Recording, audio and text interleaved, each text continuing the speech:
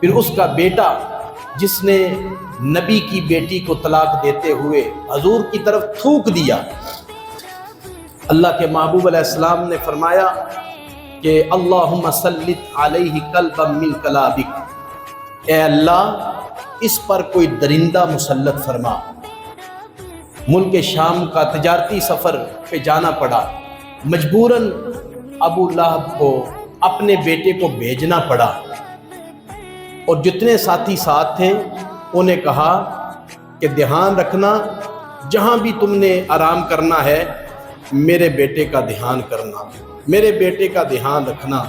اگرچہ کافر تھے، انہیں اس بات کا یقین تھا کہ نبی ہیں، ان کے منہ سے جو بات نکلتی ہے وہ فوراً پوری ہو کے رہتی ہے، وہ پوری ہو کے رہتی ہے۔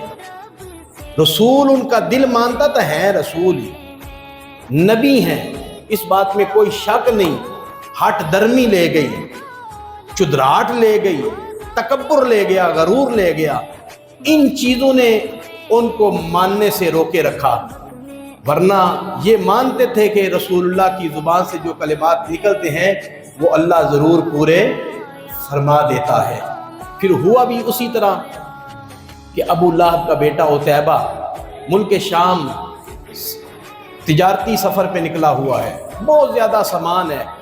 راستے میں ایک جگہ انہوں نے ٹھہراؤ کیا، رات کو سونے لگے تو وہاں ایک عبادت خانہ تھا، راہ باہر نکلا، اس نے کہا لوگو تم یہاں ڈیرا لگا کے بیٹھ گئے ہو، یہاں درندے بھی رہتے ہیں، ذرا دھیان سے سونا۔ انہیں ابو لہب کی بات یاد آ گئی کہ میرے بیٹے کا دھیان کرنا۔ انہوں نے تجارتی سامان درمیان میں رکھا، بوریاں درمیان میں رکھی، اور بوریوں کے اوپر ابو لہب کے بیٹے عتیبہ کو سلا دیا، اور چاروں طرف اونٹ بٹھا دیے۔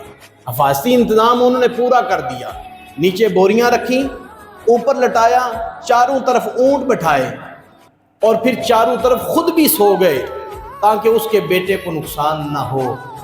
کیا خیال ہے، نبی کی بات جو ہو وہ پوری ہو کے رہتی ہے؟ یقیناً پوری ہو کے رہتی ہے۔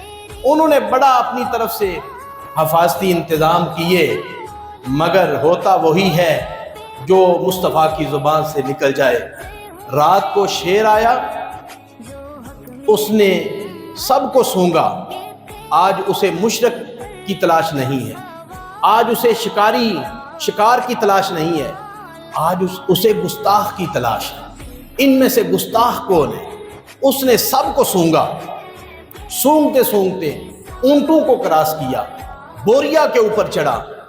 ابو لہب کا بیٹا عتیبہ اوپر لیٹا ہے، اس نے سونگا، سمجھ گیا یہی گستاخ رسول ہے۔ اس نے ابو لہب کے بیٹے عتیبہ کو چیر پھاڑ کے رکھ دیا اور پھر چلا گیا۔ انہوں نے بڑے حفاظتی انتظام کیے تھے، مگر گستاخ رسول چاہے جنگل میں ہو، چاہے حرم کعبہ کے اندر ہو، اس کی حفاظت کسی صورت میں ہو سکتی نہیں ہے۔ آخر گستاخ نبی قتل ہو گیا اور جنگل کے درندے نے چیر پھاڑ کے رکھ دیا۔